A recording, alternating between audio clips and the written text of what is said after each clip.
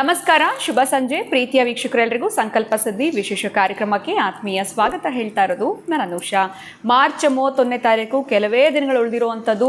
ಇನ್ನೂ ಸಾಕಷ್ಟು ಕರೆಗಳನ್ನ ಮಾಡ್ತಾ ಇದ್ದೀರಾ, ಎಲ್ಲಿ ನಡೆಯುತ್ತೆ, ಹೇಗೆ ನಡೆಯುತ್ತೆ ಅನ್ನೋದ್ರ ಕುರಿತಾಗಿ ನೀವು ಕೂಡ ಪಾಲ್ಗೊಳ್ಬೇಕು ಅನ್ನೋ ಆಸಕ್ತಿ ಇದೆ. ಗುರುಗಳನ್ನ ನೇರವಾಗಿ ಭೇಟಿ ಮಾಡಬೇಕು ಅಂತಂದರೆ ಕುಬೇರ ಸಭೆ ಕಾರ್ಯಕ್ರಮದಲ್ಲಿ ನೀವು ಕೂಡ ಪಾಲ್ಗೊಳ್ಬೋದು. ಏನೋ ಕಾರ್ಯಕ್ರಮದಲ್ಲಿ ನಮ್ಮ ಜೊತೆಯಲ್ಲಿದ್ದಾರೆ ಸ್ಪಿರಿಚುವಲ್ ಗುರು ಡಾಕ್ಟರ್ ವಿಷ್ಣುದತ್ತ ಗುರುಜಿಯವರು.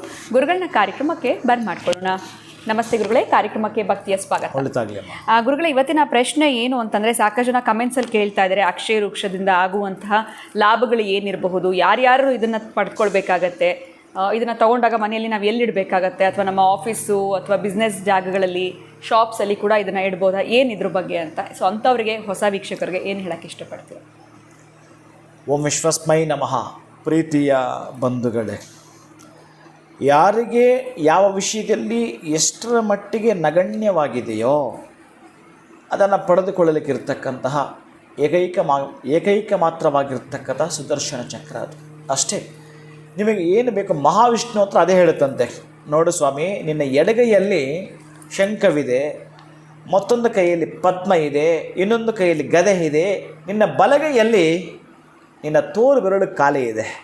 ಅಲ್ಲಿ ಬಂದು ನಾನು ಕೂತ್ಕೋತೀನಿ, ನಿನ್ನೆ ಯಾರನ್ನು ಸಂಹಾರ ಮಾಡೋಂತೀಯೋ ಮಾಡ್ತೀನಿ, ಯಾರನ್ನು ರಕ್ಷಣೆ ಮಾಡಬೇಕು ಅಂತೀಯೋ ರಕ್ಷಣೆ ಮಾಡ್ತೀನಿ. ಒಟ್ಟಾರೆ ದುಷ್ಟ ಶಿಕ್ಷಣ, ಶಿಷ್ಟ ರಕ್ಷಣ, ಪರಿಪಾಲನಾಗಿ ನಾನು ನಿನ್ನ ಬಲ ಹಸ್ತದಲ್ಲಿ ಇರ್ತೇನೆ ಅಂತ. ಹಾಗೆಯೇ ಇನ್ನೂ ಹೆಚ್ಚಿನ ಶಕ್ತಿಯೊಂದಿಗೆ, ಹಾಗೆಯೇ ನಿಮ್ಮ ಮನೆಯಲ್ಲಿ ನಿಮ್ಮ ಕುಟುಂಬದವರೆಗೆ, ನಿಮ್ಮ ಕುಟುಂಬದ ಸದಸ್ಯರಿಗಾಗಿ ಅದನ್ನು ಹಿಡಿದುಕೊಂಡು ಒಂದು ಪ್ರೇಯರ್ ಮಾಡ್ತಕ್ಕಂತಹದ್ದು.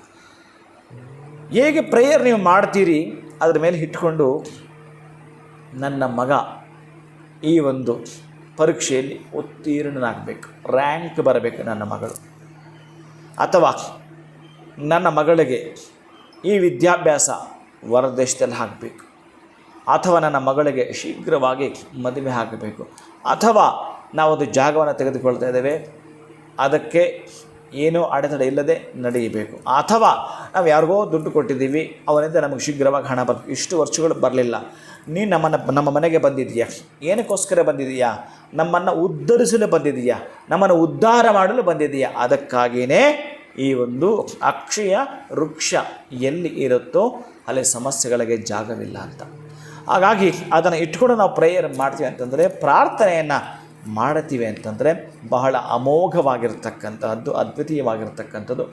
ವಿಶ್ವಶಕ್ತಿಯ ಜೊತೆಗೆ ನಿಮಗೊಂದು ಸಂಪರ್ಕ, ನಿಮಗೊಂದು ಕೊಂಡಿ ಮಾಡಿಕೊಡುತ್ತೆ. ಅದು ಎಲ್ಲೋ ಒಂದು ಕಡೆ ನಿಮ್ಮ ಮನೆಯಲ್ಲಿ ನಿಮಗೆ ಹಾಲು ಬರಬೇಕಾದ್ರೆ ಹಾಲು ಬ್ರಿಡ್ಜಾಗಿ ಕೆಲಸ ಮಾಡ್ತಾನಲ್ಲಿ, ನೀವು ಹಣ ಕೊಟ್ಟರು ಕೂಡ ಹಾಲು ಬರಬೇಕಲ್ಲ. ಒಂದೊಂದ್ಸಲ ಹಾಲು ಆ ಹಣ ಕೊಟ್ಟರು ಹಾಲು ಬಂದಿಲ್ಲ ಅಂದರೆ ಹೇಗಿರುತ್ತೆ ಪರಿಸ್ಥಿತಿ ಪಡಿಪಾಟಲು. ಹಾಗೆ ನಾವು ಕೊಟ್ಟದ್ದು ಕರೆಕ್ಟಾಗಿ ನಮಗೆ ತಲುಪಿಸಿ ಅದರ ಮುಖಾಂತರ ಏನನ್ನು ಪಡ್ಕೊಳ್ಬೇಕು ಅಂತ ಇರುತ್ತೀಯೋ ಅದನ್ನು ಪಡೆದುಕೊಳ್ತೀವಿ. ಒಟ್ಟಾರೆ ಮೊನ್ನೆ ಯಾರೋ ಒಂದು ಜಮೀನನ್ನು ಮಾರಾಟ ಮಾಡಿದ್ರು. ಆ ಜಮೀನು ಮಾರಾಟ ಮಾಡಿದಾಗ ಅವರ ಅಕ್ಕ ತಂಗಿರೆಲ್ಲೂ ದೂರದಲ್ಲಿದ್ದರು, ಅವರ ಅಣ್ಣ ತಮ್ಮ ಇಬ್ಬರಿದ್ದಾರೆ, ಮತ್ತು ಇದಕ್ಕೆ ಸಂಬಂಧಪಟ್ಟ ಅವರ ಚಿಕ್ಕಪ್ಪ ಎಲ್ಲೋ ಇದ್ದರು. ಇವ್ರು ಏನು ಅಂತಂದರೆ, ಇಲ್ಲ ಸರ್, ನೀವು ಒಬ್ಬರ ಹೆಸರು ಹೇಳ್ಬಿಟ್ಟು ಸುಮ್ಮನೆ ಮಾಡೋಕ್ಕೆ ಹೋಗಬೇಡಿ, ಯಾಕಂದರೆ ನಿಮ್ಮ ಕುಟುಂಬಕ್ಕೆ ಸಂಬಂಧಪಟ್ಟ ಆಸ್ತಿ ಇದು, ಕುಟುಂಬಕ್ಕೆ ಸಂಬಂಧಪಟ್ಟ ಆಸ್ತಿ ಆದ್ದರಿಂದ ದಯವಿಟ್ಟು ಎಲ್ಲರನ್ನೂ ಕರೆದುಬಿಡಿ, ಅವರ ಹೆಸರಿಗೆ ಚೆಕ್ ಕೊಟ್ಬಿಡ್ತೀವಿ ನಾವು ಅಂತ. ಎಲ್ಲರೂ ಅವರ ಹೆಸರಿಗೆ ಚೆಕ್ ತೊಗೊಂಡ್ರು, ಖುಷಿ ಆಯಿತು. ಇವರು ಒಬ್ಬರಿಗೆ ಕೊಟ್ಟರು, ಯಾವ ರೀತಿನ ಗೊತ್ತಿಲ್ವಲ್ಲ, ಹೇಗೆ ಮಾಡ್ತಾರೆ ಗೊತ್ತಿಲ್ವಲ್ಲ, ನಾಳೆ ದಿವಸ ಅವ್ರು ಏನಾದರೂ ಕೇಸ್ ಹಾಕ್ಬೋದಲ್ಲ. ಇದಕ್ಕೆ ಯಾವುದಕ್ಕೂ ಅವಕಾಶವನ್ನು ಮಾಡಿಕೊಡದೆ ಬುದ್ಧಿವಂತನಾಗಿರ್ತಕ್ಕಂಥ ಕ್ರಯ ವಿಕ್ರಯ ಮಾಡುವವರು ಇದನ್ನು ಯಾವ ರೀತಿ ಮಾಡಿಕೊಳ್ತಾರೆ, ಹಾಗೆಯೇ ಆ ಕುಟುಂಬದ ಸದಸ್ಯರಿಗೆ ಅದನ್ನು ಚೆಕ್, ಅದು ಅಷ್ಟೂ ಜನಕ್ಕೆ ಪಾಸ್ ಮಾಡ್ತಕ್ಕಂಥದ್ದು. ಆ ಯೂನಿವರ್ಸ್ ಜೊತೆಗೆ ನೀವು ಕನೆಕ್ಟ್ ಆಗ್ತಕ್ಕಂತಹದ್ದು ಏನು ಇದೆಯೋ ಬೇಡಿಕೊಳ್ಳಲಿಕ್ಕೆ, ಕೇಳಿಕೊಳ್ಳಲಿಕ್ಕೆ ನಮಗೆ ಯಾವುದೇ ತರಹದ ತೊಂದರೆ ತಾಪತ್ರಯಗಳು ಇಲ್ಲ, ಇರಬಾರದು. ನಮ್ಮ ಜೀವಿತ ಕಾಲದಲ್ಲಿ ನಮ್ಮದಾಗಿರ್ತಕ್ಕಂಥ ಒಂದು ಅಭಿರುಚಿ ಇಟ್ಕೊಂಡಿದ್ದೇವೆ, ನಾವು ಹಾಗೆ ಮಾಡಬೇಕು, ನಾವು ಯಾರಿಗೂ ಕೂಡ ತೊಂದರೆ ಕೊಡೋದಿಲ್ಲ, ಯಾರಿಗೂ ನಾವು ವಂಚನೆ ಮಾಡೋದಿಲ್ಲ, ಕಪಟವನ್ನು ಮಾಡೋದಿಲ್ಲ, ದ್ರೋಹ ಬಗೆಯೋದಿಲ್ಲ. ಅದಕ್ಕಾಗಿ ನಮಗೆ ನೀನು ತರಿಸ್ಕೊಂಡಿದ್ದಕ್ಕಾಗಿ ಒಂದು ಕೃತಜ್ಞತೆ. ನಮ್ಮನ್ನು ಇಲ್ಲಿ ಬಂದಿರತಕ್ಕಂಥ ಉದ್ದೇಶ ಉದ್ಧಾರ ಮಾಡಲಿಕ್ಕೆ, ಆ ಉದ್ಧಾರವನ್ನಾಗಿ ಮಾಡಬೇಕು ಅಂತ ಕಳಕಳಿಯ ಪ್ರಾರ್ಥನೆ ಅದರ ಜೊತೆಗೆ ಮಾಡ್ತೀರಿ.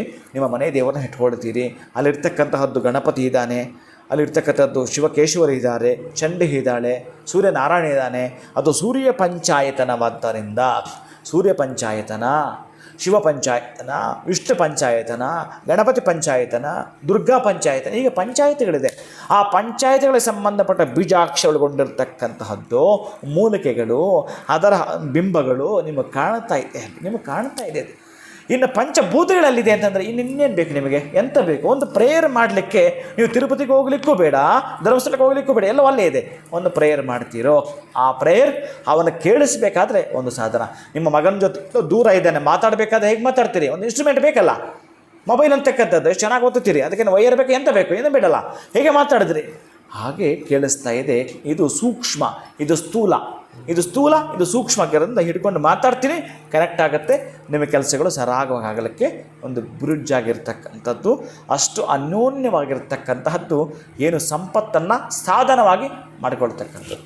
ಖಂಡಿತ ಗುರುಗಳೇ, ಸಾಕಷ್ಟು ಜನ ಹೊಸ ವೀಕ್ಷಕರಿಗೆ ಇದರ ಒಂದು ಮಾಹಿತಿ ಅವಶ್ಯಕತೆ ಇತ್ತು ಅಂತಲೇ ಹೇಳ್ಬೋದು. ಇನ್ನು ಅಕ್ಷಯ ವೃಕ್ಷದಿಂದ ಆಗುವಂಥ ಲಾಭಗಳನ್ನ ನೀವು ತಿಳಿಸ್ಕೊಟ್ಟಿದ್ದೀರಾ. ಯಾವುದೇ ರೀತಿಯಾಗಿರುವಂಥ ಬಲವಂತ ಇಲ್ಲ, ಅವರಿಗೆ ಸಮಸ್ಯೆ ಇದೆ, ಅದಕ್ಕೆ ಪರಿಹಾರ ಬೇಕು ಅಂತಂದರೆ ಅವರು ಇದನ್ನು ತರಿಸ್ಕೊಳ್ಬೋದು ಅಂತ ಕೂಡ ತಿಳಿಸಿದ್ದೀರಾ. ಬಹಳ ಧನ್ಯವಾದಗಳು ತಮಗೆ. ನಮಸ್ಕಾರ. ಹರೇ ಶ್ರೀನಿವಾಸ. ನಿಮ್ಮ ಯಾವುದೇ ರೀತಿಯಾಗಿರುವಂತಹ ಸಮಸ್ಯೆಗಳಿದ್ದಲ್ಲಿ ಸರಳವಾಗಿರುವಂತಹ ಪರಿಹಾರ ಬೇಕು ಅಂತಂದರೆ ಭಕ್ತಿಯಿಂದ ನೀವು ಅಕ್ಷಯ ವೃಕ್ಷವನ್ನು ಬರ್ಮಾಡ್ಕೊಳ್ಳಿ ಅಂತ ಹೇಳ್ತಾ ಇವತ್ತಿನ ವಿಡಿಯೋನ ಮುಗಿಸುವಂತಹ ಸಮಯ ಆಗಿದೆ. ನಮಸ್ಕಾರ.